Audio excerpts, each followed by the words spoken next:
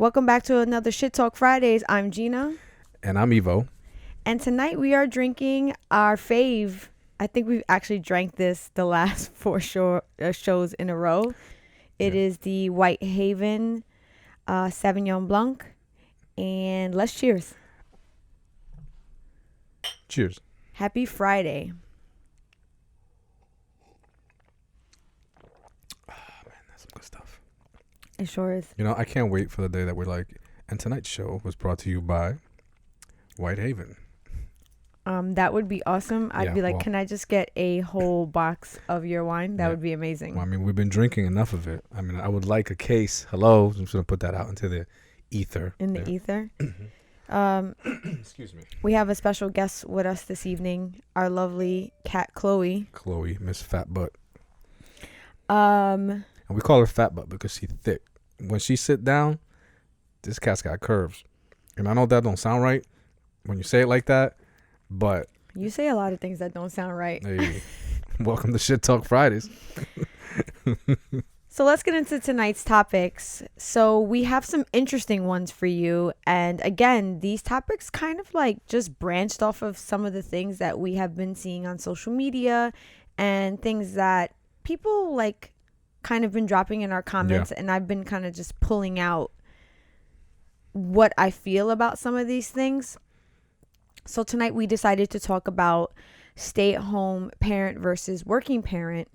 And then later on in the hour, we'll be talking about the value of marriage. And then we'll go into our top 5 for the night towards the end part of the show, which I'm not going to announce yet because it's pretty interesting to say the least. But why I'm really excited to talk about these topics is because I feel like you and I can speak directly to being a working and stay-at-home parent. Absolutely. Because we have both done it. I would not say that you were a stay-at-home where you didn't work at all, but there were times that you worked less and you were the more at-home parent than I was. Right. And then there was a time where I actually was like a full stay-at-home parent for like a little stint, which was right after I left my career that I was at for about almost 7 years. You know what I feel like we're really fortunate to say is that we've kind of like passed the torch back and forth along the years. You know what I mean? It hasn't been like a just steady like, all right, you know, you've been doing this and this is the way our life has been. We've pretty much been like, you know, hey, here you go, hold this because I got to go do this for a minute. And then, you know, time comes and the tide turns and you're just like, yo, hold this because I got to go. And I'm just like, all right, let's go. I got you. You know? What's I so agree with that. And that what that immediately makes me think about is the saying of like marriage is 50-50. Mm-hmm. And I think that you and I have come to learn that marriage is not 50-50. No. It is definitely like an uneven scale at any given time. But we are constantly supporting each other, even though the scale is uneven. So there have been times in our relationship or, you know, marriage where it has been like 80-20, 60-40. I never feel like it's 100% 50-50. I want to rebrand this, right? And I want to say that it is 50-50, right? And what I mean it's 50-50 is that because you're equally putting in the effort that it takes to maintain the family life. I wouldn't say that it's equal though, Evo, because I feel like there have been times where that I have just not been able to do certain things, you know, for whatever the reason, and you pick up a lot of that slack. Yes, but in the same instance, when I'm picking up that slack, it's because you're going out and you're going out to do something for our family, and that we've agreed that you're going to go do that. You know what I mean? It's not like, I mean, I'm lucky to say that it hasn't been a situation where you're just like, hey, this is what I got to go do. And, you know, just tough luck. Like I'm going to get mines. You know, we've talked about it. Yeah. And, you know, babe, I got you. Go. I got this. You know what I'm saying? Yeah. And so like, I feel like while I got this, you know, you're going out and you're doing something substantial yourself. You know, so like I feel like, and that takes a lot of effort, you know? Yeah, I definitely agree on that stance. I just wouldn't say that it's 50. I know. I'm just saying I want to rebrand it. Like I don't want like I'm trying to like bring some positive light towards it because it, and for a lot of people it probably isn't that, that 50-50, it is probably very much so that, 80-20 and, a very unbalanced life at home. And But to be clear, I say that in all positive light. I don't mean that in a bad sense. I mean it like that has worked for us so much. I don't mean it like you're carrying more of the weight and one of us is off slacking. I don't think that's what it is. I just think that when it comes to the home life and raising our children and just our marriage overall, it definitely has been times where it's, heavier on one of the partners than it is the other one. But I don't mean that in a bad way. I mean that in the most positive light that I can put it. But talking about positive light, I think we wanted to touch on what were some of the pros and cons of being a stay-at-home parent. And then we'll get into the pros and cons of being the working parent. And I can tell you right away that when you are the stay-at-home parent, I immediately learned this from you, which is funny because you came into my children's life when they were 3 and 7, my boys. And prior to you, I was a single parent for quite some time. And it was so funny that when you entered our lives, there were times where I would go to work and then I would come home and there would be this conversation that you and I would have about your day with the boys, and you guys would share these like precious moments that I was like, I don't want to say I was jealous of them, but I definitely was kind of like in awe. And to be real, there were times I felt a little like I had like FOMO, Yeah, well, I mean, those were breakthrough moments, that the kids were having as they were developing. There was a lot of first times, that happened. And I was just fortunate enough to have a full day at home, with them just by myself, as to where I feel like any other time, we were always both home. So I see what you're saying. Yeah, so what I mean by that, I learned from you, is that you were creating a bond, like a stronger bond than I had in some aspects. And I definitely think that is like a pro when you are the stay-at-home parent. You create this bond with your children or child that potentially the working parent just doesn't have the time to create. And that being said, I look at that as a pro for the working parent, but then on the flip side, I look at that as a con for the, wait, did I say that right? I look at that as a pro for the stay-at-home parent. Yeah. And I look at it as a con for the working parent. And because if you've decided to bring children into the world, one thing I can tell you that I've learned from being a parent as long as I have is that what children really value is the time that you give them. It's not going to be the toy that you gave them that they really wanted, because I can't even tell you how many times we've had conversations with our older boys and they don't remember half the shit that we got them, but they remember trips that we went on. They remember, experiences that they had that were very memorable. And Mateo more recently just said it here on the show that he credited his love of hip hop to you because of his experience with you, like how you guys would drive around, you would listen to music, and you introduced him to more like that boom bap hip hop back from the 90s. That's what I grew up on. So that's what I'm saying is like, those are the things that children tend to remember more and value more. Yeah. So when there's a stay-at-home parent putting in like *2 versus the working parent, I feel like it's definitely a disservice to the working parent. Yeah, I mean, there's and real quick, I don't mean that. I also don't mean that like in a bad light, like, oh, the working parent is fucked up. Well, I just mean it like, no, it's not. I mean, I get what you're saying. There's definitely a plus to it, and a negative to it. The working parent has the ability to go out, and depending on what they value in life, if they're the type of person that really values being a provider, and going out and achieving things for themselves and climbing up, the corporate ladder and scaling that. If that's something that makes them happy, then they get the opportunity to do that because they have someone at home tending to the home life, but there's a drawback to that because you're sacrificing, something else that's very important, which is, building a home life. And so the stay-at-home parent has the beautiful opportunity that many people don't have, which is to build a home.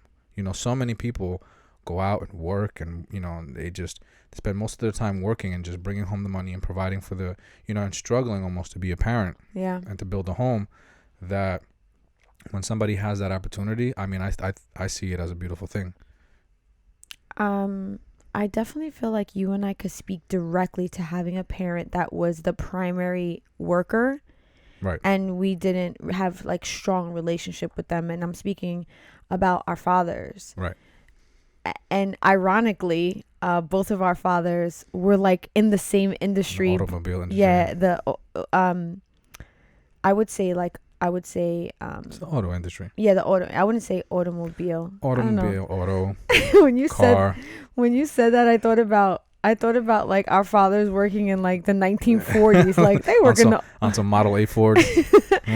Yeah, so both of our fathers worked in the auto industry. Your dad was in the body shop business and my dad was in the auto mechanic business, and they both owned their own businesses, which was really fucking weird. In New York. Yeah, in New York, which is really ironic because, how we found our way to each other and then we share that bond is so interesting. Yeah. But both of our fathers worked 6 days a week. Yes. Where they basically did the same thing. They made sure that there was processed food in the refrigerator. Mm-hmm. Okay. And you could money on the table. Money on the table. White Castle frozen hamburgers in the refrigerator, and that was about it. And you saw them at night when they came home, and you maybe had like a few, a few exchanges of conversation, Sure. if that. I honestly probably had you.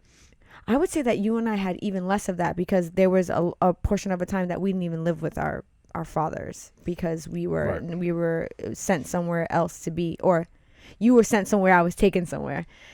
But I can say that I still had such a found respect for my dad because he always made sure that we were provided for. There was always a roof over our head. There was always clothes on our back. There was always food in our mouth. Like the basic needs were always met. And I will say that there was not a time that like, I didn't have the best childhood, but on Christmas, I did get things that I wanted. I got a Nintendo. I got the new Barbie. It wasn't like I was deprived, right. I would say, but there was more so like physical neglect, and emotional neglect. But like my dad was good with giving the money, so I still had such a found respect for him, even though he was the working parent. And what I will say is that I feel like you and I can speak directly to that. Having that more absentee father because they were the working parent. But like I said earlier, there's no like malice or when I say that. I don't mean it like in a bad way. Sadly, though, I don't think you and I could speak to having the stay-at-home parent. Like both of our mothers were working mothers. Yeah.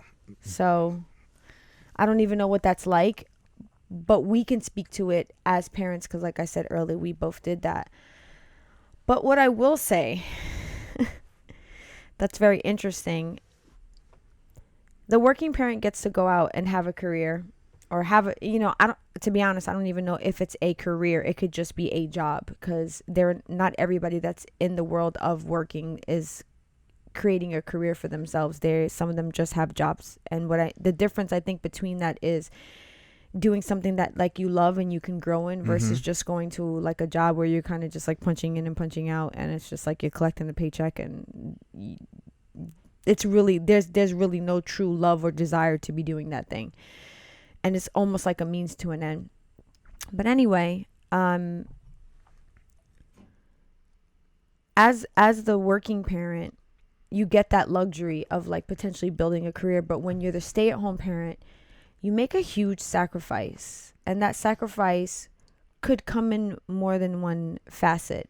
So let's say whether you are the man or the woman in the relationship and you choose to put your career on hold. Let's say that you already had an established career. When you decide to have children, you put your career on hold for, X amount of years. That's a huge sacrifice in the fact of the potential for you to re-enter the workforce after, so many years of raising your child, depending on how many years that is, because I feel like if you're going to make that commitment, it's going to be for quite some time. And then on the other hand, it could be maybe you didn't have a career when you decided to have children. So, you weren't necessarily sacrificing at that time, but what you are doing is not giving yourself, you're almost unable to establish any work experience or any work career because you've just been home raising your child the entire time when you enter into a relationship or a marriage where you choose to take that option. And those are huge sacrifices because I can't speak to that because I've never had to do that. Like, I've never been out of the work world so long where I had to try to like re-enter myself and try to figure things out. But what I will say is there have been moments in my life where I've had small spurts of it, and it was still such a readjustment to figure things out. Mm-hmm. So I can't even imagine what that's like. So I would definitely like consider that a con. And even more so why I think it's like I look at it like, damn, that potentially could be something that is not going to be a positive in that person's life, is their like inability to like kind of have their own finances. Yeah, that's definitely one drawback. I think that that it takes a lot to be able to come to that decision, I mean, I feel like that we kind of went through something like that, and it took some serious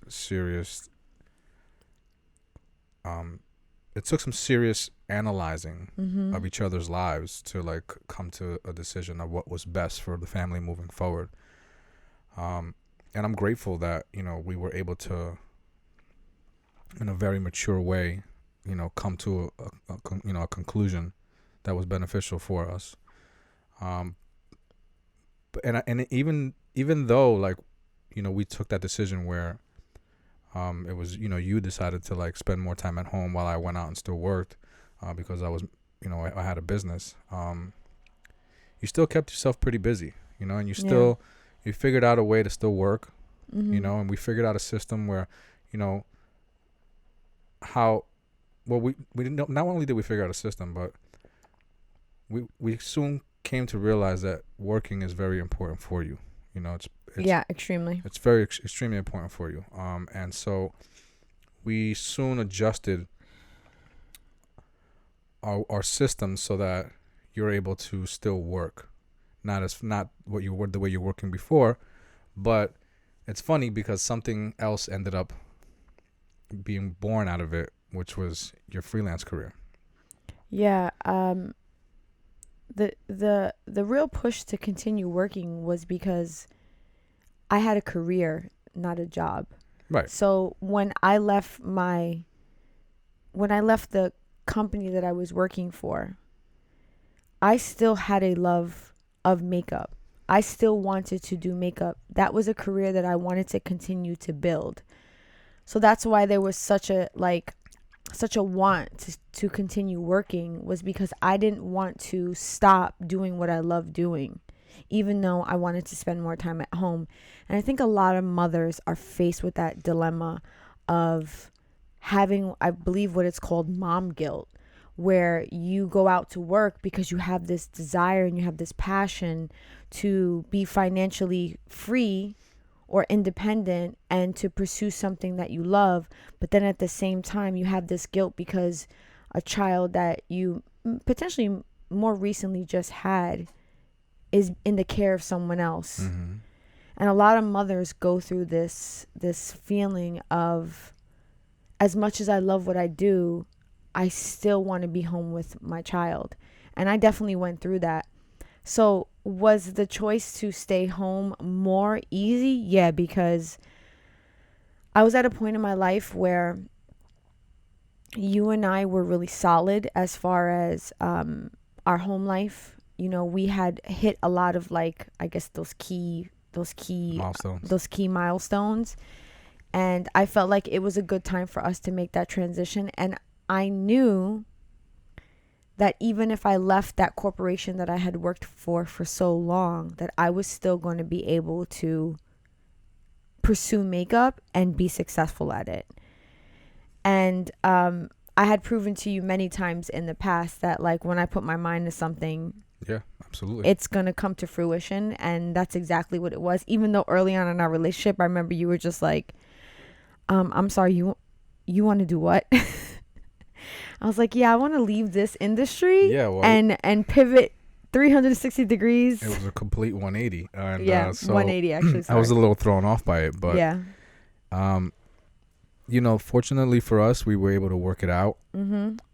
You know, but sometimes there are some relationships where, you know, you really have there's the one parent who doesn't want that parental responsibility. You know, like Mm-hmm. they want to be just going out and working and leaving the house every day and Mm-hmm. not having to deal with that, and kind of like leaving the other parent to kind of, okay, that's your job, I'm gonna go do this. Yeah. And there never really ends up being no balance, because the one parent that is out working, really, that's all they want to do. You know, yes, Yeah. they got together with someone, ended up having kids, but had never had any intentions on growing into being a parent. You know, some people, they say that when, you know, when your child is born, you're born as a parent. You know, Yeah. I know that was very true for me. Yeah. The instant my daughter was born, I was reborn as a whole other person. Yeah.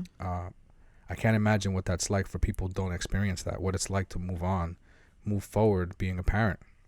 You Mm-hmm. know, what their day to day is like, and, you know, how do they view, you know, being at home with this new child. You know, I was like, there was just like this undescribable force that just drove me, Yeah. you know, to our daughter, and you couldn't tear that away from me. You know, I wanted to be part of her life as much as I could, you know, so any opportunity that I could, I would be.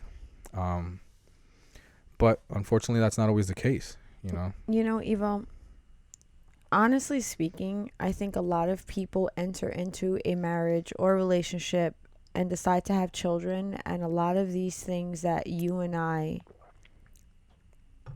experience as a couple that were very blissful, a lot of people don't experience. But I also think that there's really not conversation that happens prior, like, okay, if we were to have a child, what is that dynamic going to look like? And I know sometimes that may sound like a little weird to someone, like, what do you mean, like especially if you haven't had a child with that person, Mm-hmm. or maybe you're not even married. I could see how that conversation could be very, like, off-putting to someone. But isn't that potentially the only way you're going to know that if, let's say, you do have a child, that this person is going to want to keep working and not really have to care about the home life? Or maybe this parent actually wants to stay home, or maybe you guys want to figure out if both of you want to work and how you're going to balance that. These are really hard conversations, but I will say that I guess we were fortunate in the fact that since I had children prior to our relationship, I had already seen you be a parent, and I knew that you were going to be a high functioning parent. Mm-hmm. So it's funny that, you know, we talked about like dating someone with children and like what are some of the benefits that, and I definitely felt like I got to see you be a parent with kids that already were a little bit older. So I Mm-hmm. knew a baby was going to be like cake for you. And you also were a young man that was very loving of children as a whole. I had seen you like that from very early on. But what I will say is I remember one story in particular where our daughter was about 6 months old and I had to work and it was the weekend and you took her to the beach. And I remember when you took her to the beach, you met up with other families and one of the males approached you and they were shocked that you were at the beach with your 6-month-old daughter by yourself without the mother. And the mother actually made a comment to you like, Right. oh, like my husband would never do that. And I don't frown upon that, but what I think about immediately is that there are some men or some women, I'm just going to speak about men in this factor, is that there are a lot of men that grow up in households where that is the dynamic, where the Right. father goes out and makes the money and the mother stays home and takes care of the kids, and she takes care all of that like parental, house caring, housewife things, and he just brings home the money. And he takes care of like, odds and ends around the house. And there are men that are brought and girls that are brought up in those households, and then they go on to marry, and then they want that same dynamic in their household, and honestly they don't know any better. And I came from a household where both of my parents worked, but there were many times when my mother was not stable, and I watched her be extremely dependent on my father, Mm-hmm. but in a harmful way. Mm-hmm. And I grew up saying to myself that I was never going to be that woman. I was never going to be the woman that was dependent on a man where I couldn't potentially even take care of myself. And I've come to find out that that probably was the better option. I just recently saw something on social media, which is what sparked this conversation, of a lawyer talking about people who file for divorce, which is 50%, are shocked to find out the impact to their finances once they become divorced, especially the non-working parent, if that is the case. Mm-hmm.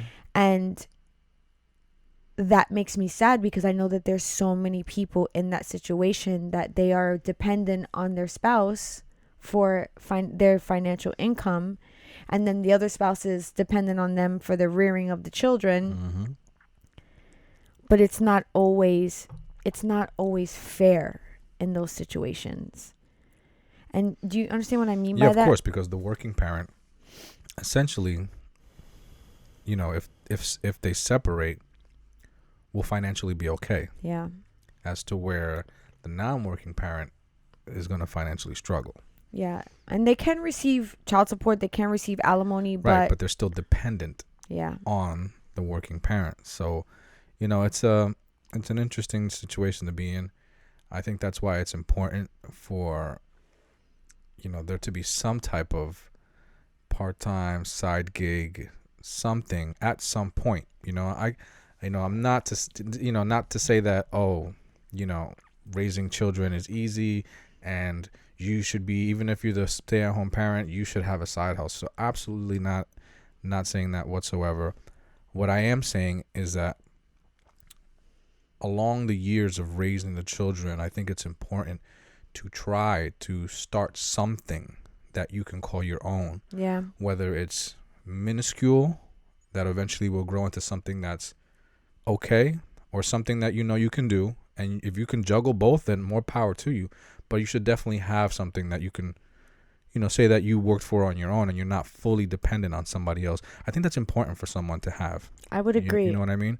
And I think when you say that, I think you mean something that is non-tangible. Yeah. So like, you don't mean necessarily like a business. It could just be them developing a skill. Yeah, sure. Them, educating themselves in a way where it's for them, but in turn it still will benefit the entire family. I still think that it's kind of important to create something. To make, I think that it's having something tangible is that important, because it's something that you can say, push come to shove, back against the wall, Mm-hmm. I got this. I have something. Mm-hmm. Worse, it's almost like when all else fails, God forbid, all the walls come tumbling down. There's something that I've built that I know it's on solid ground that I can lean on. You know what I mean? I think it's important to have that, to say that you have your own thing that you lean on. You're not sitting there just, floating in the ether, as we would say. I agree with you. I just don't want to frown upon people that make the choice to, I'm just speaking for myself, I don't want to frown upon people that choose to just be the sole caretakers of their children, and I don't want them to feel stressed to think that, oh, now I got to do double time. I think the key is to what you said is that in due time. So like, Yes. find a moment within your journey with your child or children where you could find some time to create something for yourself, is what you're Yes. saying, which I totally agree with. Because if we're going to be real, because this is Shit Talk Fridays, if we're going to be like raw, 50% of marriages do not work out. So is it probably a really good idea to have a fucking plan B? Yeah. I mean, I think so.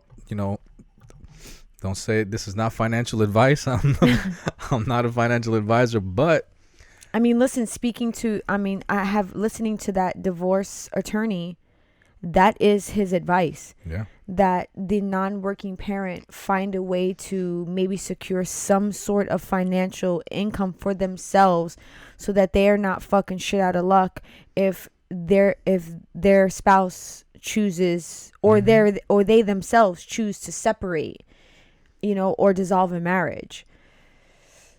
I definitely feel like it's fucking sticky. Like, it's one of those situations where it's like, fuck, you choose to have children, and now somewhere down the road, I gotta, figure out, if I choose to be the stay-at-home parent, how I could potentially bring in an income. Because I know that there are some people out there, men and women, that just want to raise their children. yeah. Well, And I totally get that. and that, I was just about to touch on that. There are some people that's what they want to do. They want to stay home. They don't want to work. They don't want to have a job. I'm sorry. Like per se, like a job where they go out and they work for somebody's business. They want to be home, working at home, raising the family, Yeah. taking care of their husband. Like, that is something that they just genuinely love to do.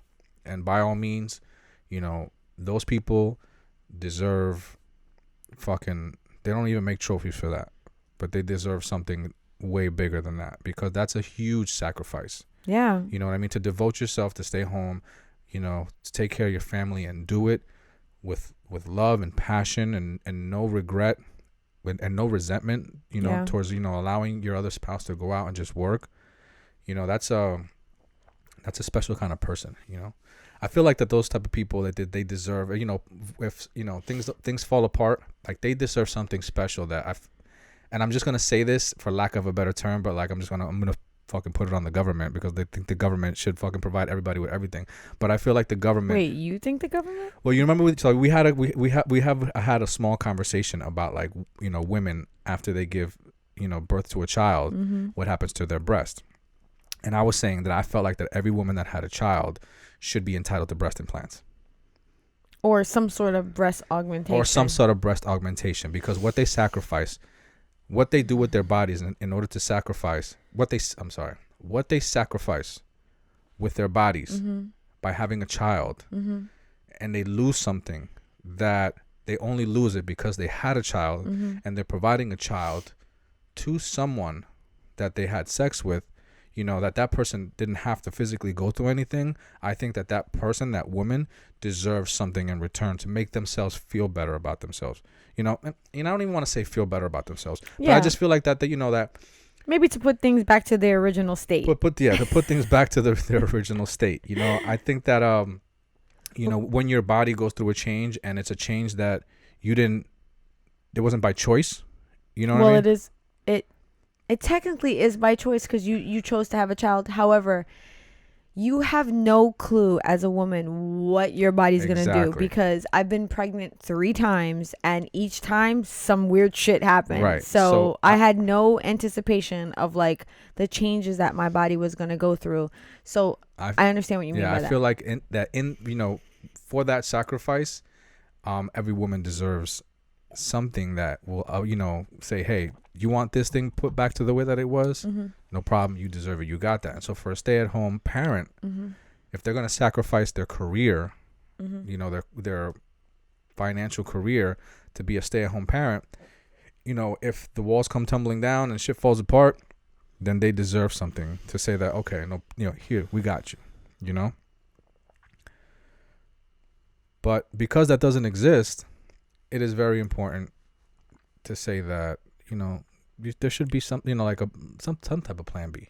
I just feel like you're leaving yourself vulnerable. Yeah. And even though you may not want to work, there's a risk that comes with that. Yeah. by all means, hey, if you found the spot where you're living your life and you don't have to work and things are peachy for you, more power to you. And I wish that person the best of luck, and that may, their life may carry on into the sunset like that. But for those people that do decide that they want to do that, and it doesn't end up that way, I feel like that's something they're going to regret. That they, damn, you know what I'm saying? Like, I should have, could have, would have. Yeah. So that's kind of what I feel. I mean, it's definitely easier said than done.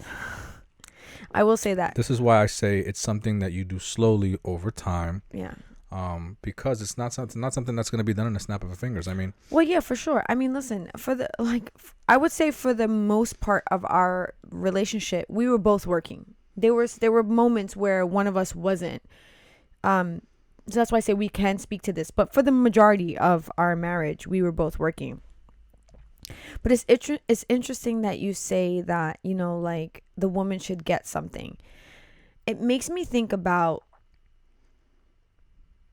the social norm of the man being the working person, the provider, the person that brings home the bread, whatever it is that you like, how these sayings that are put, and these constructs that were created, that where men have to be like head of household. And you and I, every time tax year comes around and I have to sign on the line that says spouse, I look at you when I have to do that in disdain. And it's not you per se that I'm angry at. I'm angry at the system, because if we are equals, right? If we are one when we get married, why am I the spouse? You know what I mean? Like, it should just be two signatures. That's it. Wait, hang on. It should just be two signatures. So there are these constructs that have been implemented throughout decades and centuries, where the man is meant to be the head of the household. And what I want to ask you is, do you feel that puts a pressure, a stressor on men to have to live that life even though they may not want to? And I don't mean not want to in a bad way. Like, men, maybe they want to be the stay-at-home parent. Maybe they don't want to be the one that's working. Maybe they're totally fine with their woman going out and being the breadwinner. Yeah. I mean, there definitely is that pressure. I mean, I can say, with 100% conviction that I grew up like that. I would like to, I would definitely call myself, a provider. Why? Because that's what I saw my father do. Yeah. He was an amazing provider. He worked like an animal. He was very successful at what he did, and he was able to provide, me and my brother and the rest of my family with an amazing life. And he was always there to give. Like, if you needed something, you didn't go without it, because my father had you. Yeah. And I thought that was an amazing thing to be able to do. And I thought that that's what a man is supposed to do. Yeah. So that put an amazing pressure on me growing up, because I was like, okay, I got some big shoes to fill. And I used to always say that at the, when I was working with my dad at the shop, because, he kept working until we retired him. And, when people would come and they would see him, and, he would be there, first one in and last one to leave, and they would be blown away, but yet still so amazed that we were like a working family. And I was, man, I got some big shoes to fill. Like, this is, every day that he comes in here, he's like showing me up, Yeah. And so it just really put that, that pressure. But I feel like that comes from, the Industrial Revolution, where, a lot of the country was, brought up on labor. Yeah. And men were needed, to go out and produce this labor, so, but things have changed, but then a lot of the things that we still have today are based on old technologies, old ways. Correct. So fortunately things are changing, in a very diverse way. And, maybe that'll change too. I can see that happening. Well, I mean, it already is happening. I just feel like it definitely puts the stress on young men, that they feel like that they have to do so much, because when they do find the woman, or the man that they want to be with, that they're going to have to be the provider, even though that's an interesting conversation. If it's two men, how does that work? But Well, that's another conversation. You know how that works. Somebody takes one role and the other one person takes another role. Yeah, I mean, but I'm talking about the breadwinner. If they're both men and then they have the same capabilities, but that's another conversation. I really want to get into that. I just thought that's interesting. Maybe we could touch on that another time. So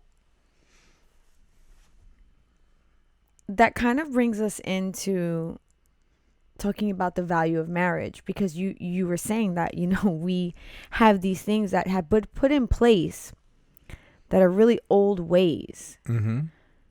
And another thing that you and I have seen a lot of on social media is there real value in marriage, especially for the men? And you and I talked a little bit about this before, and I'll be honest, I was like, all right, Evo, so tell me, why do you think marriage is valuable for a man? And Right. I feel like we went back and forth a little bit, because I felt like what you were telling me were things that were important about marriage, but they necessarily weren't valuable. Why things of value are important. Right? If something's valuable to you, it is important to you. Yes, but the way that I feel like you were explaining it was, you were just saying, well, the reason why you should get married is because this, and this. So why don't you elaborate a little bit? And then maybe people can hear as to what it was that we were going back and forth on, as far as like why marriage is valuable. Because before you get into it, the argument really going on social media is that men are looking at it like, why get married? Because in the end, if a lot of men are believing that marriage only benefits a woman, in the sense of if they were potentially to separate, which is kind of sad to me, because you're already thinking about separation, but whatever, that the woman is going to walk away with a financial gain. And a lot of men are looking at it like, why get married if all of the things that a woman can provide to me, which are a child, sex, and like, potentially maintaining the household, all these things I could pay for. Yeah. I can get a maid to cook and clean for me. I can have a side piece that I can have sex with. And if I wanted to, I could just have a baby mama that I financially take care of, and I don't have to get married. Why do I have to? What is the value of marriage if I can just pay for all of these things? And I then asked you, because a lot of the argument was coming from men. So I was wondering what you thought was the value of marriage. Yeah, I mean, I think that these arguments are coming from, well, first of all, they're coming from people who don't value marriage. You know what I mean? Yeah, so like, I mean, if you don't value marriage, of course you're going to put up, a strong argument of why to get married. I think that marriage is valuable because there's something that you can do when you get married that you can't do if you take the approach of these men who are saying that, are questioning why marriage, and saying that anything that they can get out of a marriage they can buy with money. Mm-hmm. One thing that you can't buy is a home. And what I mean by that is that a woman can give you a child. A woman can clean your house. Mm-hmm. A woman can make you your food. You can pay for all these things. But you can't pay for a woman to make you a home. You can't pay. There's an interesting dynamic that is formed when you marry or you live with the person that you had a child with, and together you raise a family. Mm-hmm. There's a bond that's created. There's an energy that exists at home that you cannot buy mm-hmm. with any type of money. And it doesn't necessarily have to be the institutional, common wedding marriage where you're legally married. Mm-hmm. I just think that marriage, and that's just lack of a better term. I don't even I think that marriage has such a bad stigma on it that when I say marriage is important, people may automatically already start feeling negative about it. But I just think that the whole process of it is important because it signifies something bigger than just a relationship. It signifies something more than what you were when you originally got together and you built what you had. You went through the dating and you went through the infatuation and you went through the getting to know each other, and things kind of grew into getting really serious and talking about having a child. and potentially buying a home. And I feel like once you get to that stage, it's important to like have something that symbolizes we have moved on to something bigger. We have turned the page to the next chapter. Mm-hmm. Because that's what they are. These are chapters in a relationship. And so in order to turn the chapter, you have to turn the page. Yeah. Right? So turning that page is a symbol of moving on to the next chapter. Mm-hmm. So getting married is the equal symbol of going on to the next chapter. So I feel like marriage is important to symbolize for the two people that we have agreed and we have done something together that signifies a bigger union. Yeah. And it just brings, I don't know, I just feel like it brings things to the next level. I mean, that's just my personal opinion.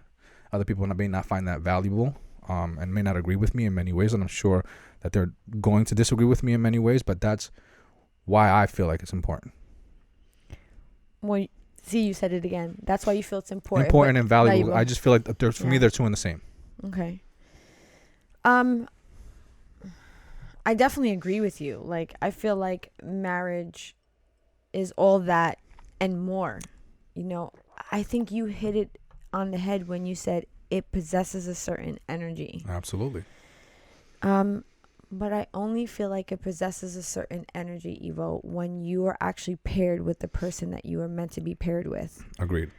I think that is why sometimes a person will not value their marriage because they're not paired with the right person. And it's fucked up because you enter into something with a person where, you know, maybe you were like really lusting for them and then you felt like you were in love with them and, you know, you were compatible. But there were things that maybe early on you ignored, and then you enter into marriage and then you realize that this is really not the person that you should be paired with. So then like the whole thought of marriage kind of just goes right down the fucking drain for you. And I can honestly say that you and I have watched people do that. We have watched people get married. Yeah, we have. And I have sat back and looked at you in complete awe that we were at a wedding that I felt like, why were these people doing this? Because we knew them separately and we've had conversations with them separately, and their reasonings for getting married were, I would consider almost like childish. You know, they would say things like, oh, she tolerates me, or she puts up with me, or, you know, like, we've been together this long, you know, saying these things that like, that's why you want to come, you know, that's why you would be looking to, what's the word I'm looking for? Like, you are looking to commit to a person on that level because you've been with them for that long. That is an interesting dynamic, to say the least. And we have then watched those marriages dissolve. You know what's interesting? I feel like that some people enter a marriage because they're afraid to like really show their true feelings to the other person. And when I say that, I'm gonna just give you an example. We're gonna use. Yeah, I know. When I say things like they don't make sense at the beginning, I gotta unravel it backwards. Okay, right? Please unravel. So, let's say we're in a relationship. You know, things are great at the beginning, and then kind of like, you know, I don't know, a couple of years in, maybe a year or two in, you know, you're really serious about the relationship, and maybe I'm not, right? You know, but I like you and I don't want to lose you, but I'm not there yet, you know, but you really want to get married. I may give into it because, you know, right now you're the best thing that probably has ever happened to me, but I'm just not where you are. And I don't want you to feel like I'm not there, because I don't want you to like all of a sudden pull back and think that we're not right for each other because I don't want to get married and you do. And many people just give in. You know, and that's, I feel like I've seen that happen before. Yeah, for sure. Yeah, I've actually watched people get married, and I for damn sure know that the person that they are marrying doesn't know who they really are. Because I've seen them conceal sides of who they are when that other person is not around. But it's exactly what you say. They are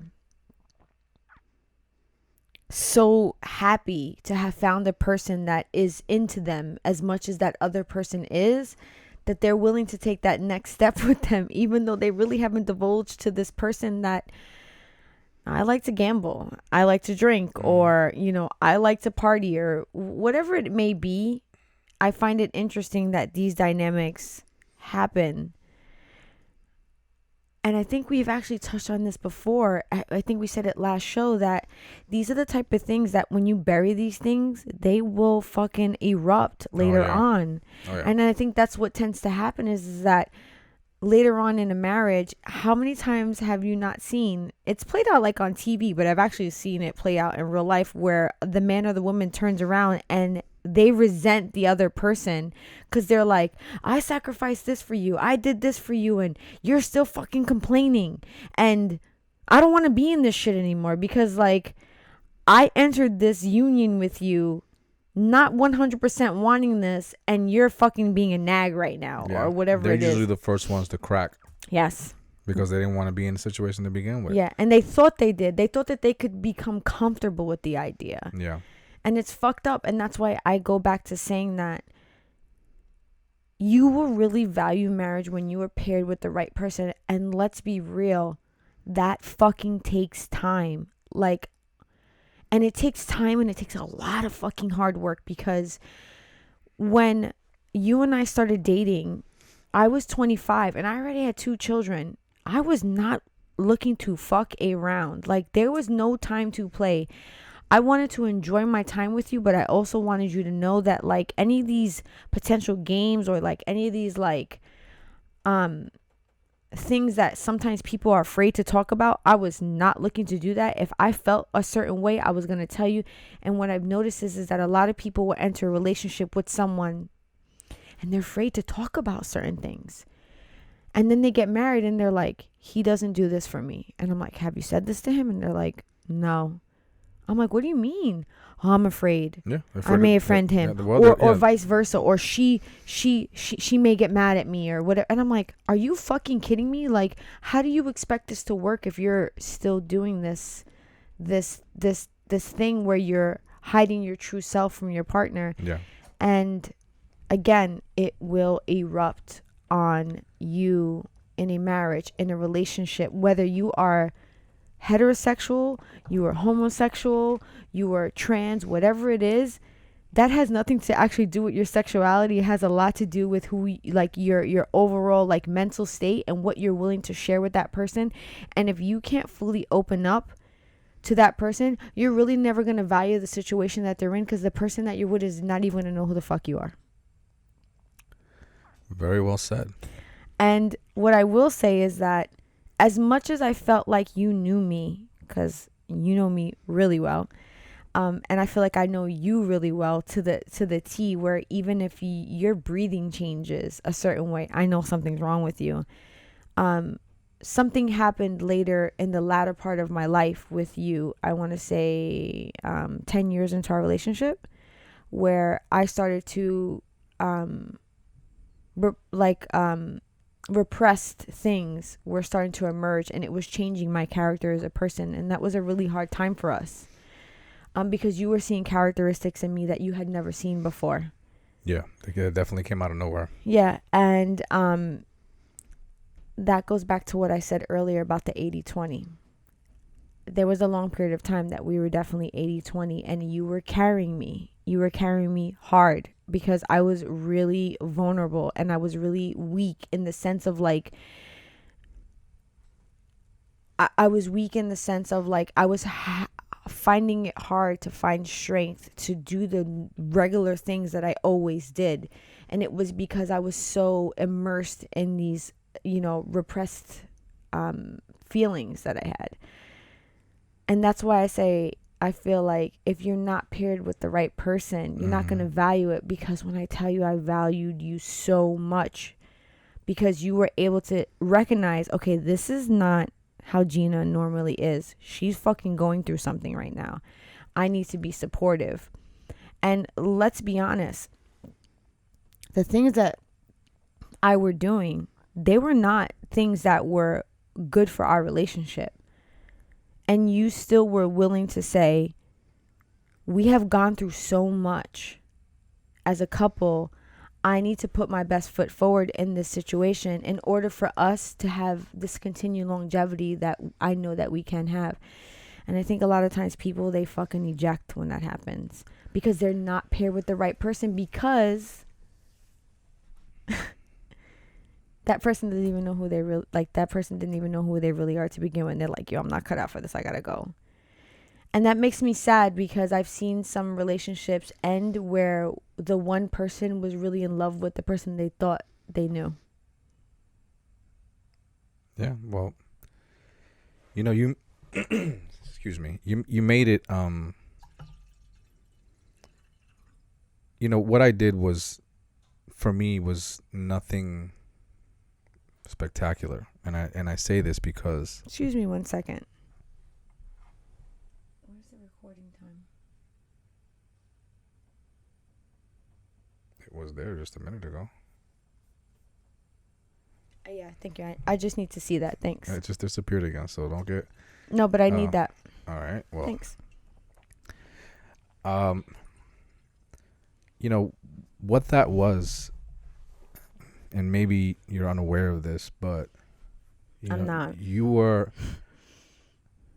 such an amazing person to me, through the beginning years of our relationship, that when these things started to erupt in you, Mm-hmm. I know that they weren't normal. I know that they weren't who you really were, and I knew something was wrong. Yeah. So, that didn't tell me it's time to run or get out of here. What that told me was that this person needs help. Something is going on that's beyond their control, and the ground is a little shaky underneath them right now. Yeah. And they need a hand, so that they don't fall. And it was very easy to do because, if it had been different in a way where, you were kind of always like that from the beginning and it just got progressively worse, Yeah. then maybe I'd be like, all right, enough is enough. But, for you to go from the person that I knew to someone that was struggling with some, traumatic things that happened in their life that they buried, Mm-hmm. and that they were now coming to the surface, that person needed a hand to guide them through what they were going through. Yeah. That was obvious to me. And I think I knew this, but I don't think I've ever heard you express it that way. And I'm a little taken back by that because that's exactly how I felt when I first met you. Or the second time, rather. Not the first time. Yeah, the first time I was good to go. Side note, Yeah. Evo and I dated. I've known Evo for 21 years, almost 22 years at this point. We dated briefly in our early 20s. We then rekindled our romance 4.5, 5 years after we had dated.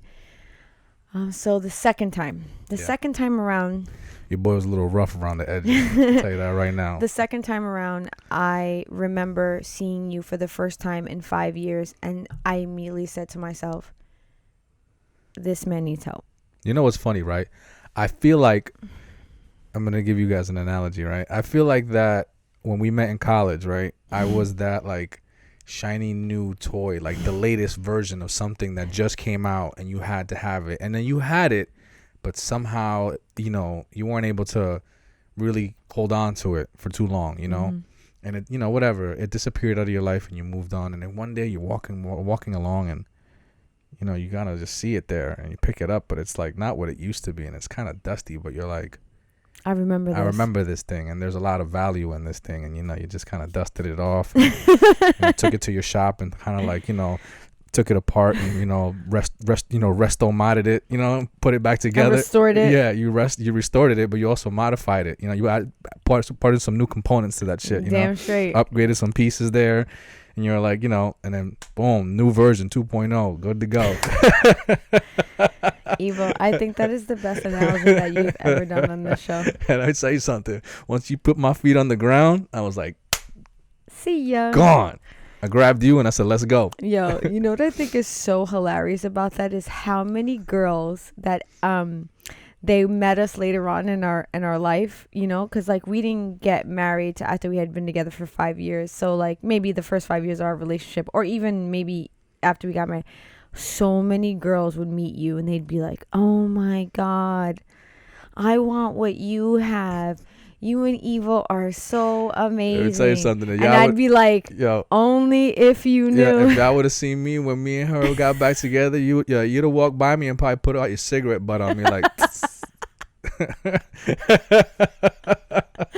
So, you're like, is this guy homeless? It takes a particular kind of eye to see that right there. Yeah, yo, that's exactly what it was. And when the moment you said that, I just thought about Toy Story, how Andy like boxed up Woody, and then when Woody, and I think it was Toy Story 2 where he was found by the collector and the collector cleaned him up and sewed him up and put his voice box, like he just basically like made him to his like pristine self. But it was like even better at that time because like he and Woody had never seen himself like that, and that is like exactly how I felt when I saw you this second time. I think what happens a lot is people meet someone and they don't really look at the person inside. And I looked at you from the inside. When I first met you, I was very attracted to you. I saw you like literally, I saw you from across the room and I was like, stop the press. Who's that? Vicky Vale. Same. Like, I felt the same way when I saw you. Yeah. So I was just like, I don't know who this guy is, but I need to talk to him ASAP. And I literally went over to you and I was like, hey, I don't know what's your deal. I don't know if you have a girlfriend, but here's my phone number and you want to hang out. Like I was playing no games. So when I saw you the second time around and you were in not the same shape, and I don't mean physical, I just mean your overall. No, I physically wasn't in the same shape. Like, let's not get it twisted.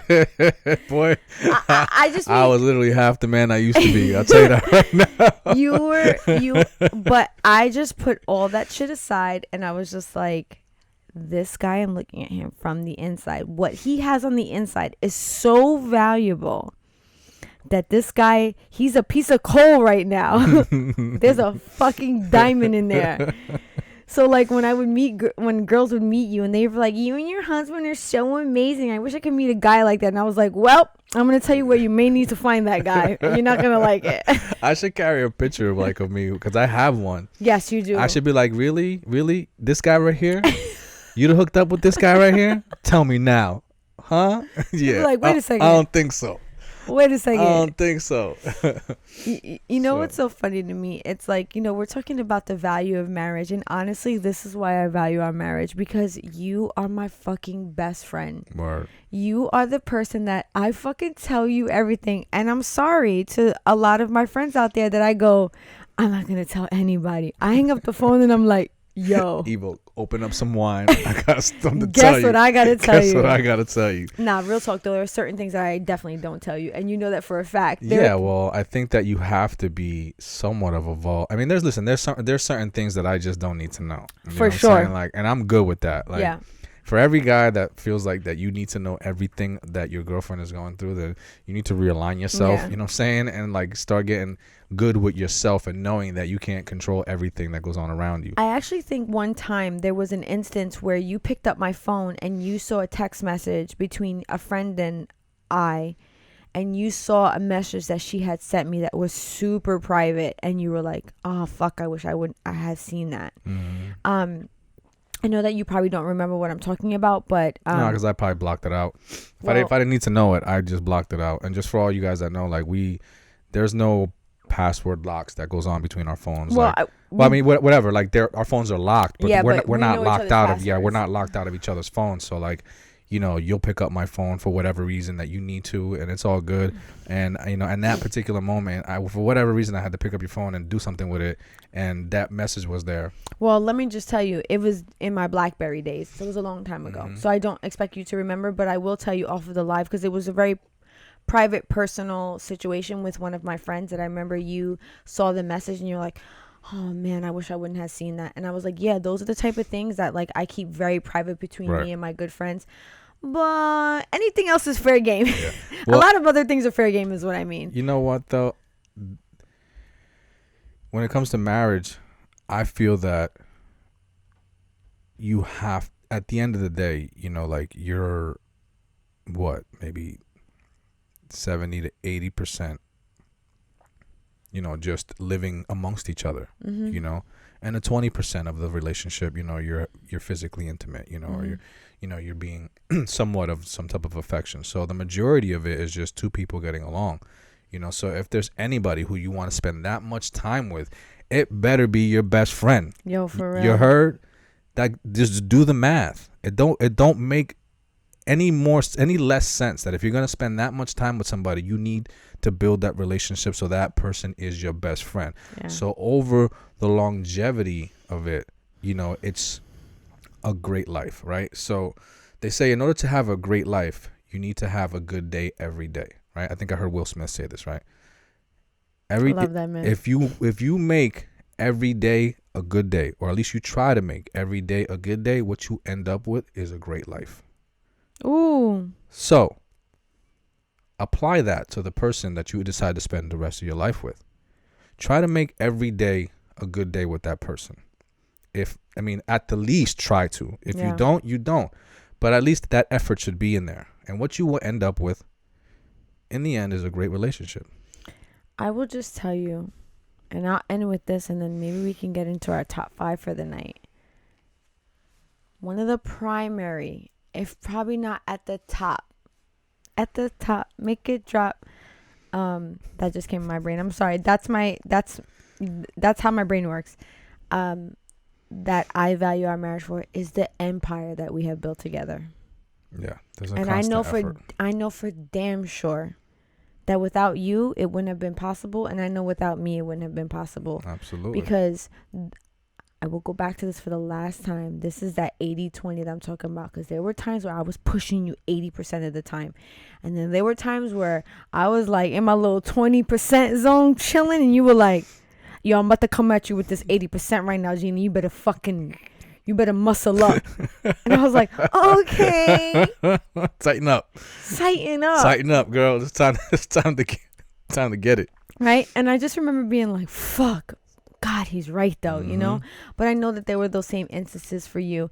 And I value that so much because you put a battery in my back so many times when I needed that fucking push. And it came from a place of love and compassion and friendship that I wasn't going to get from some dude that I was fucking or some baby daddy. Nah, not at all. And I can't tell you how many people that I respect, that I consider I want to say I look up to, as far as like celebrities or like, people in, like outside of my family. Just more recently, Snoop Dogg, he talks about how he credits a lot of his success to his wife that he's been with for a very long time. They talk about these empires that they built together and how these women were like there for them in the time where like no one else really knew what was going on except for their wife or their husband. You know what I'm saying? Listen, that takes gratitude. It takes acknowledging gratitude. I mean, if you just, I don't do this, but I think about it all the time. And I am grateful in many ways. And I stop and I recognize that. But I think that there's something that I want to try to implement in my life where, and we've spoken about this, where, I wake up in the morning and I just say thank you, and just saying that makes you immediately think of, okay, what do I have to be thankful for? Yeah. So every day you start with thoughts of why you have to be thankful. And then before you go to bed at night, just put it out there. Just be grateful, be thankful. The type of person that it makes you brings an energy inside of you that people will just appreciate to be around you. And I think that, you know, in Snoop Dogg's, in the sense of Snoop Dogg, you can tell how much of a grateful man he is, because he speaks so positively about all the people that have been there for him in his life. Yeah. You know, and he's not afraid to give them recognition in any time or in any fashion. And I think that is because he's just a grateful person. Yeah. Snoop D-O double G. He's actually coming out with a new album. I actually think it dropped today. Yeah. Or was it yesterday? He's that. You know, I think somebody was like saying that they seen Snoop walking around with an umbrella on a. No, they were like, well, it's a joke. Yeah. It's like, why does Snoop Dogg walk around with an umbrella on a clear day? And he was like, for drizzle, sizzle. No, like, for drizzle, my nizzle. For drizzle, my nizzle. That joke is so old. Is it? I just heard it the other day. I actually heard that joke like 10 years ago, but I actually just heard it. You saw it on TikTok. I did. Because I saw the same guy. TikTok loves my life. That joke is really old, but for drizzle, my nizzle. It's a good joke. I think it's trending because of Joe Rogan. Yeah, so Snoop Dogg was on Joe Rogan. Yeah. So that actually kind of wraps up our conversation as far as that. But let's get into our top 5 for tonight. And I'll be honest, we're actually like an hour and 15 minutes into this conversation. Could I keep talking about this shit? For sure. For sure. Because I'm passionate about these things that we're talking about. Absolutely. And they're important things to talk about.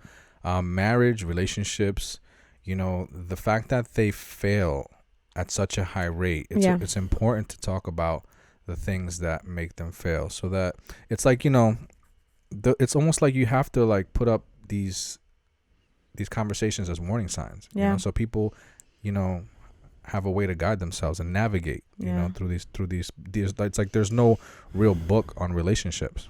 There is, you know, it's funny that you say that. You know what? That is a saying that I apply to having children.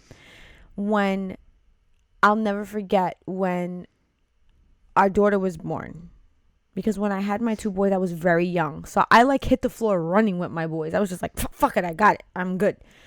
I'll never forget when our daughter was born, the nurse came in on the last day and she was like, do you have any questions? And she went, this is your 3rd baby, you're fine. And I looked at her like, ma'am, no, I am not. Yeah, that's what I'm saying. Like, I was like, children do not come with a manual. Yeah.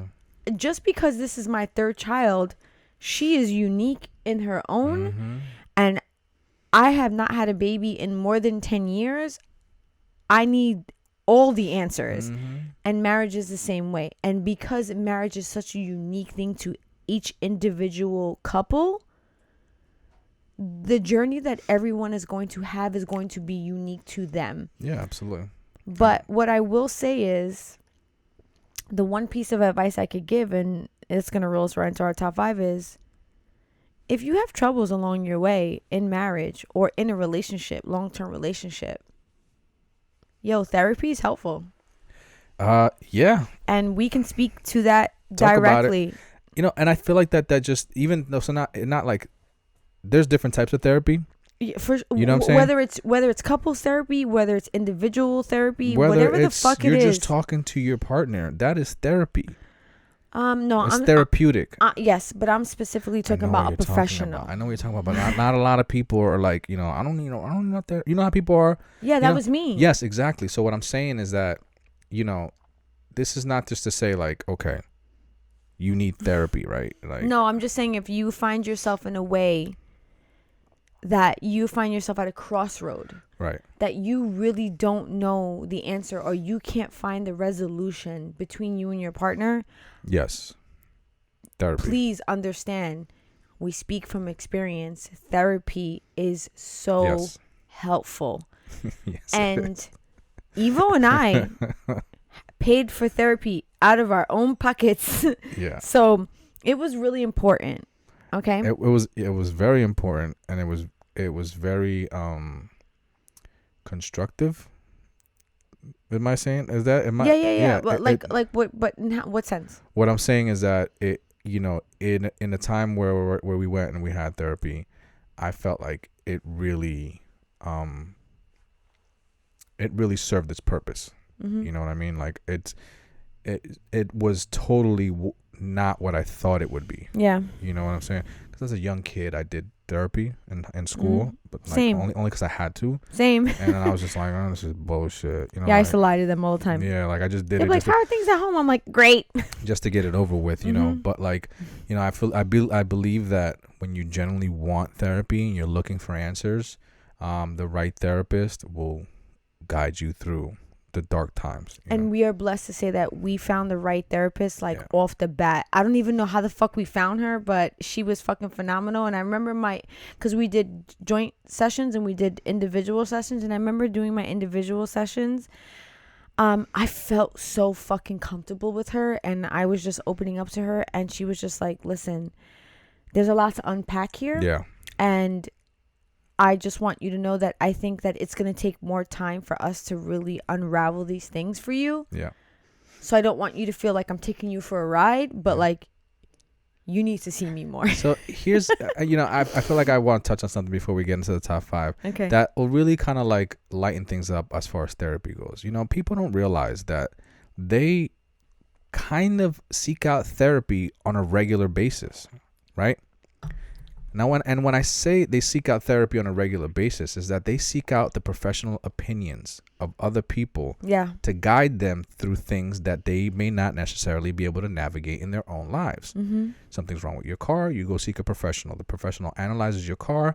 Not only does he analyze your car, but he analyzes you and potentially tells you how you can better take care of your car. Agreed. Same thing with a dermatologist. Analyzes you, your life, how and how you can better take care of your skin. Mm-hmm. Same thing with a doctor. They analyze your life, but at these points you're going out and seeking this help. So do not think that, couples therapy is something to be frowned upon, or individual therapy. Or individual therapy, because at the end of the day, you're not a professional when it comes to relationships, And so, when you're going through hard times with your significant other, do not be afraid. If you really value the relationship that you have with your significant other and you generally want to be with that person, and you're at wit's ends, sometimes a professional opinion is all you need to guide you through that moment.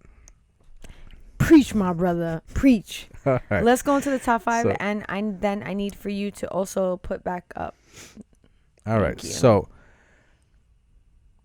coming in this week on our top 5 is reasons you and your spouse may need therapy.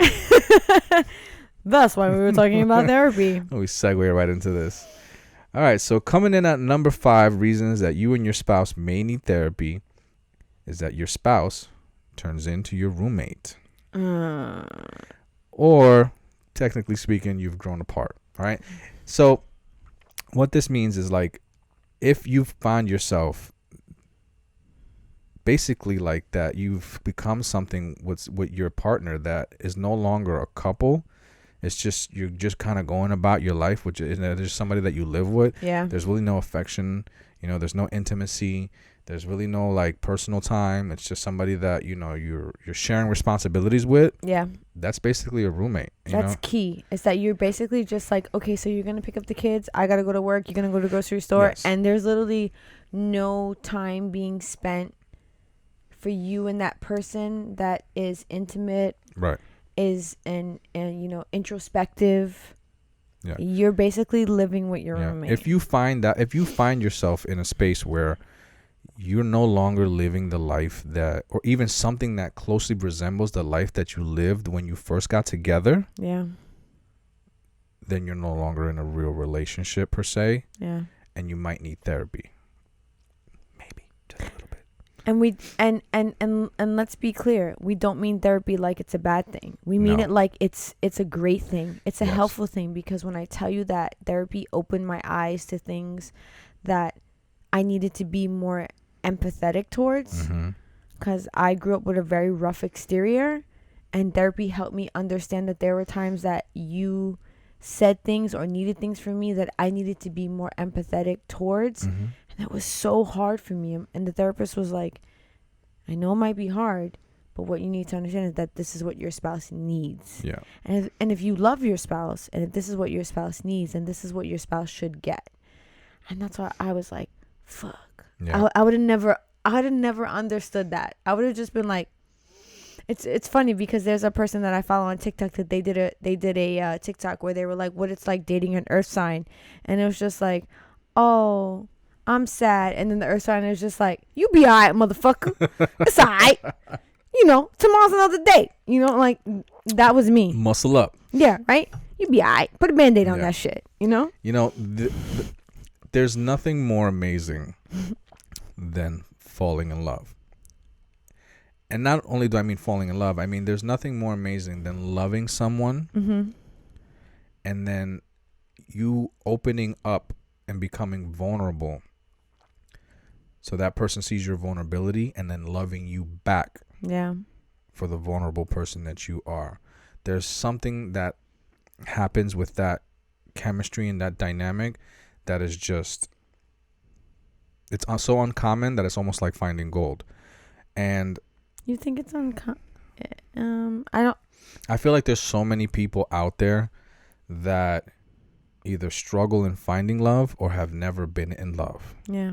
You know what I'm saying? I would agree. Yeah. So, but I think that maintaining a healthy relationship is the key and the foundation of getting to that point. You know, it needs to start there.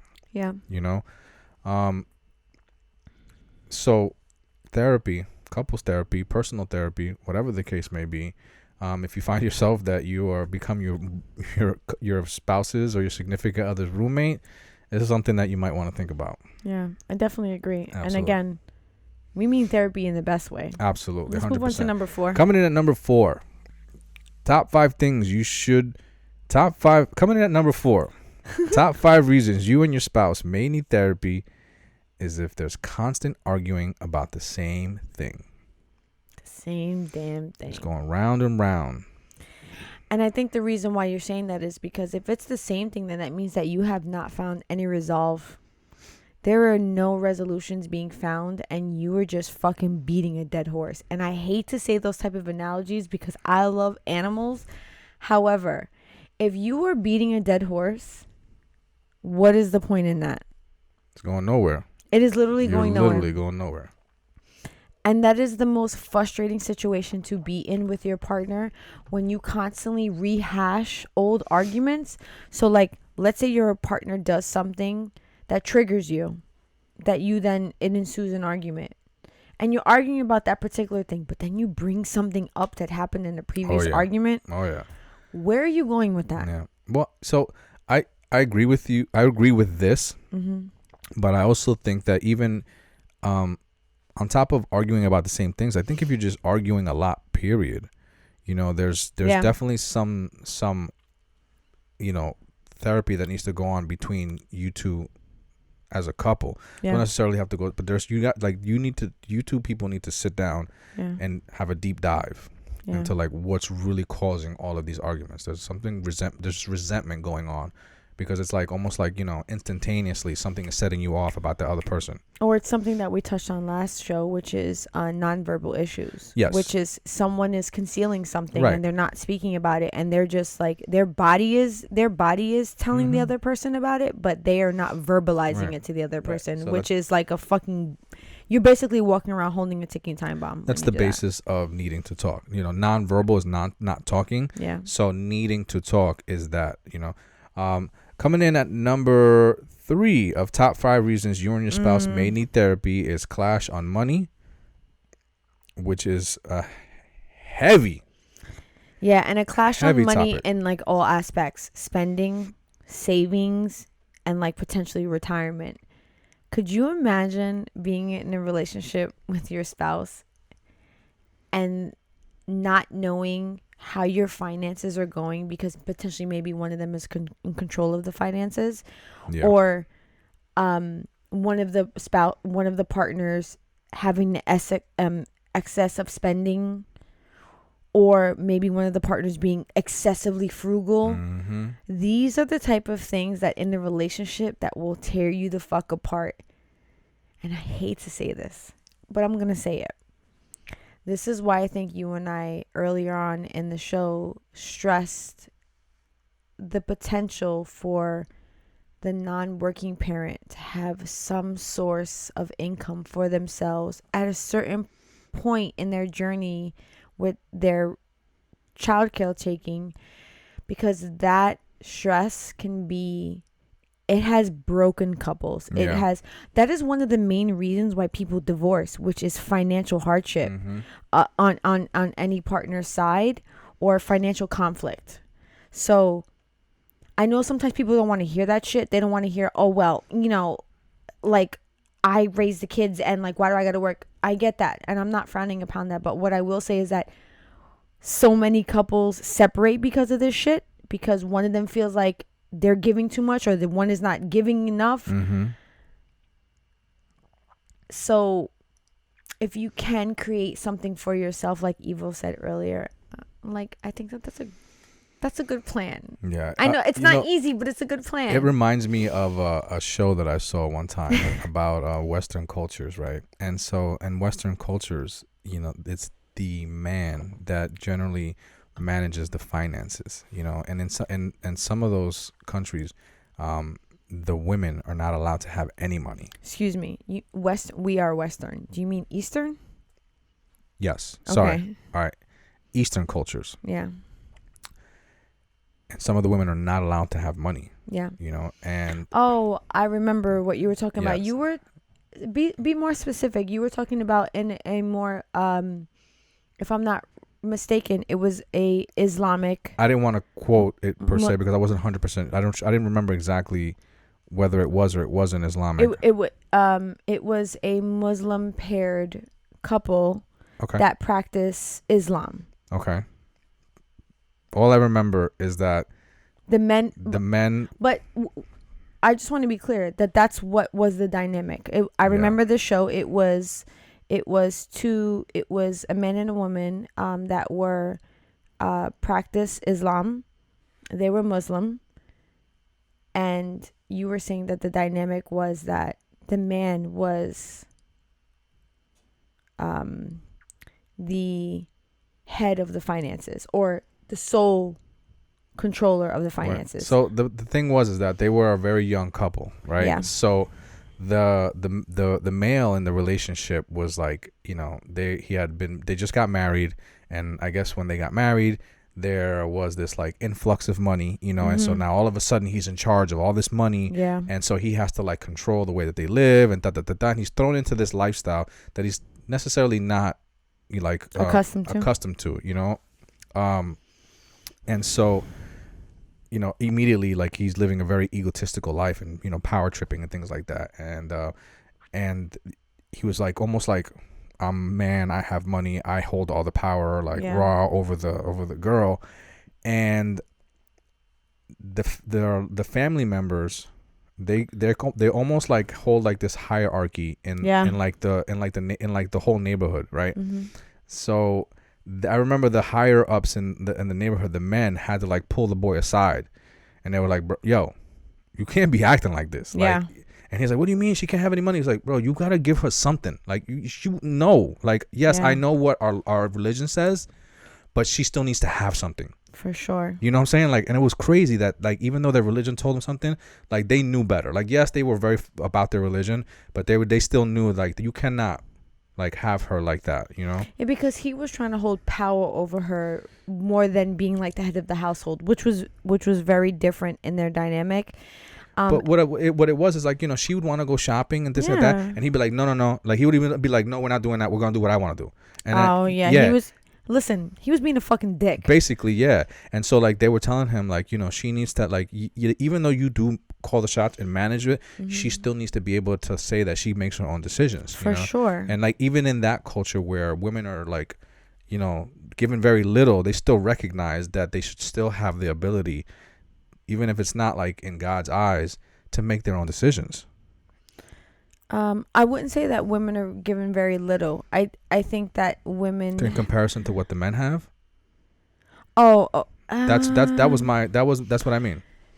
In comparison to what the men are able to do, okay, the women are able to do very little.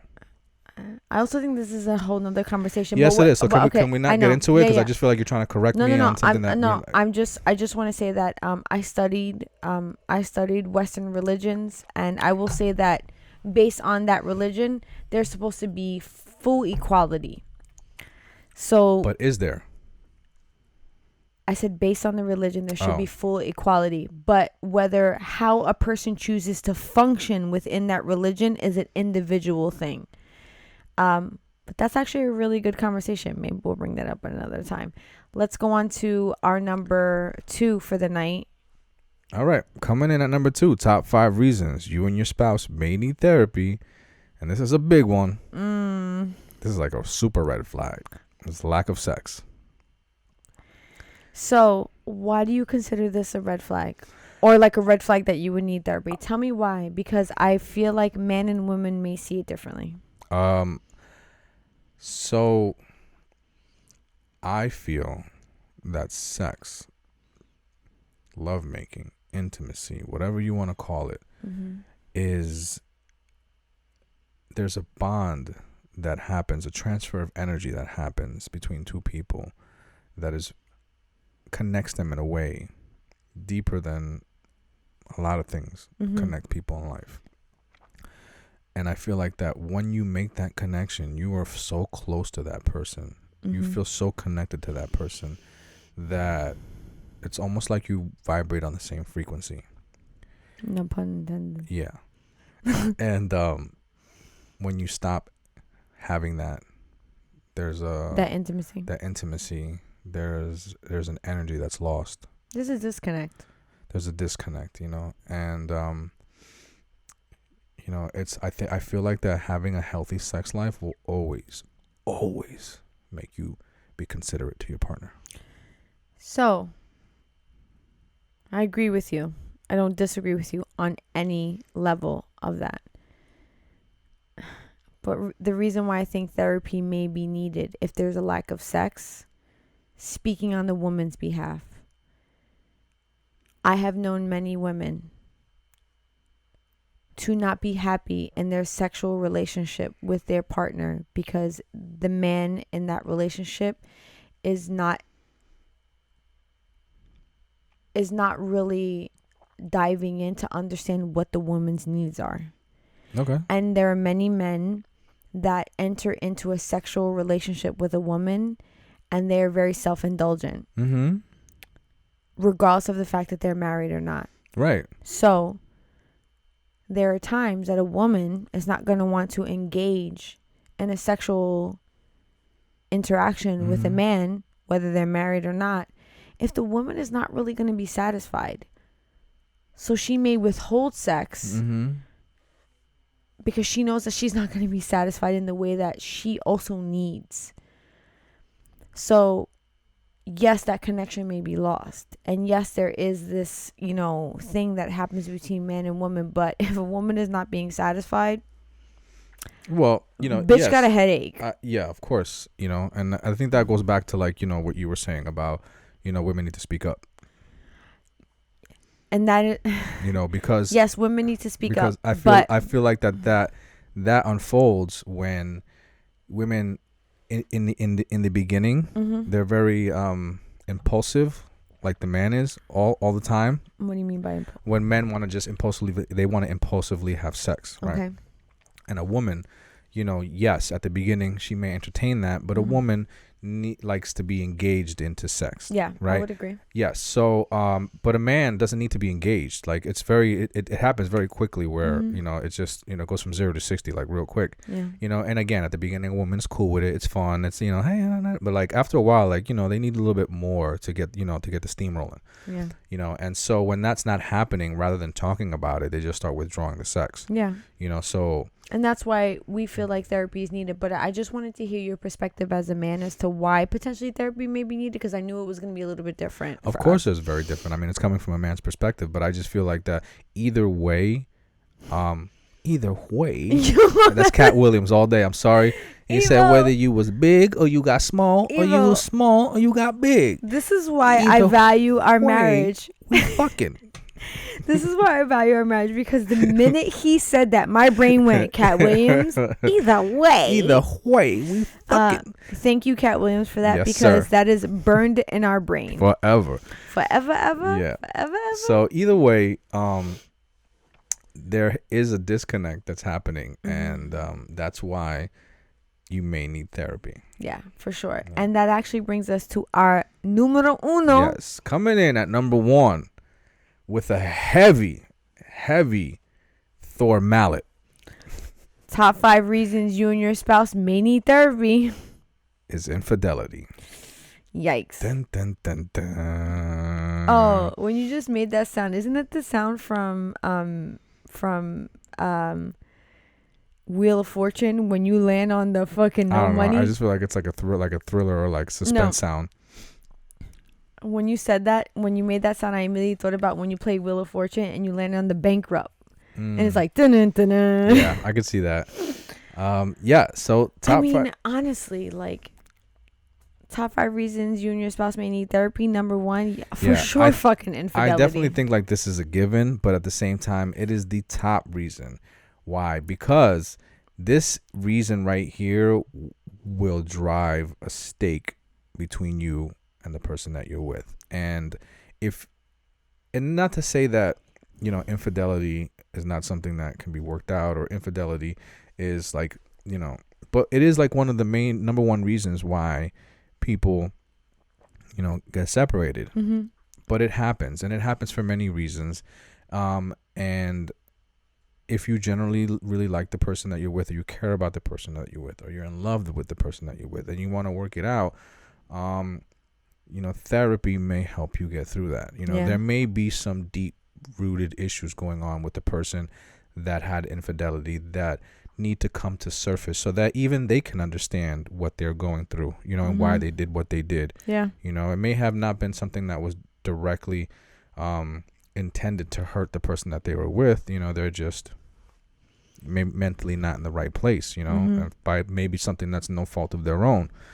It definitely is the fault of their own, but I don't think that I think what you're saying is that their intention is not to hurt the other person. Their intention is not to hurt. But what I'm saying but is it's still their fault. What I mean is no fault of their own, is that they have gone through something that traumatically really affected them, maybe buried that, never dealt with it, and then throughout their lives are dealing with it in a way that it's unhealthy. Yeah. You know what I'm saying? That I definitely agree with. And so because that's not their fault that they experienced that trauma, and then dealt with it the way that they did. It is their fault that they made that decision. They made that decision, and they hurt someone that really cared about them. But that doesn't mean that there's not a deeper issue going on. You know what I'm saying? It may not. You may not have gotten cheated on. I don't even know if I'm saying that right. You may have gotten cheated on, but it had nothing to do with you. I 1000% agree with that. You know what I'm saying? So like that's why, this is the top reason why you may need therapy, because the therapy could potentially save the relationship. I just want to add to that, and then we can actually come to an end. I actually think that therapy is super helpful in this instance, even if you choose to separate. Yeah. I know people that have experienced infidelity in their marriage, in their relationship, and they have chosen to separate, whether they are married or just in a relationship. If you're married and you have children and you choose to separate because of infidelity and you have children, you are then going to choose to then co-parent at some level, unless the other parent is incapable for whatever the reason. Mm-hmm. Do I think that therapy will be helpful in that situation? For sure. Because maybe the person that committed the infidelity will have some realization about why they did what they did, and that will help them continue their journey in life as a parent, as a partner. And I think it will be helpful for the person that experienced the infidelity, because it will help them move forward. So even if you choose to stay in the relationship or you choose not to be in the relationship, And whether you're married or not, because I feel like even if you're not married and you choose to separate because of infidelity, I feel like the person can move forward with therapy and it can help them heal so that they're not carrying on that trauma to their next relationship. And I think about that because of you, because you were that person that you moved from other relationships and you were like, I'm not going to take that bad. I'm just only going to move on with the good. And build off of it. Yeah, and I wasn't necessarily that person. I was a little bit more apprehensive because of the bad that I experienced, and I learned that lesson from you. So that's why I speak on that. You know, like how I feel like it could be helpful. Because I feel like when you're an adult and you're in a relationship, you have so many fucking things on your plate, your job, your children, your family. Take that time to maybe step into therapy and say, this is my time to heal. You know what's funny? This is the way, and I'm just gonna do that. The way I looked at my relationships was like, all right, so it's a relationship that's shattered into pieces, right? And so now I'm looking at the pieces and I'm like, that's a piece of coal. That's a piece of coal. Aww. There's a nugget. I'm throwing that in the bag. There's a nugget, and I'm picking out the nuggets and all the jewels, and I'm throwing them in my bag, and I'm leaving all the coals behind, and I'm walking into the next relationship with a bag of jewels. You know what I'm saying? Yo, Evo dropping these fucking gems. Bing right bong. Now. Bing bong. Hey, yo. Hey, yo. Biden. Take me out to dinner. And if you don't know what that's from, do some research. Go align yourself. But that actually brings us to the end of our show for tonight. Had an amazing time having this conversation with you. As honestly, always. I was literally about to say as always, because even though Evo and I have been together as long as we have, this is a platform where you and I can talk, where sometimes I'm like, you know what? You that dude. But actually, until next Friday, time. ladies and gentlemen, that's all we have for you. Peace out.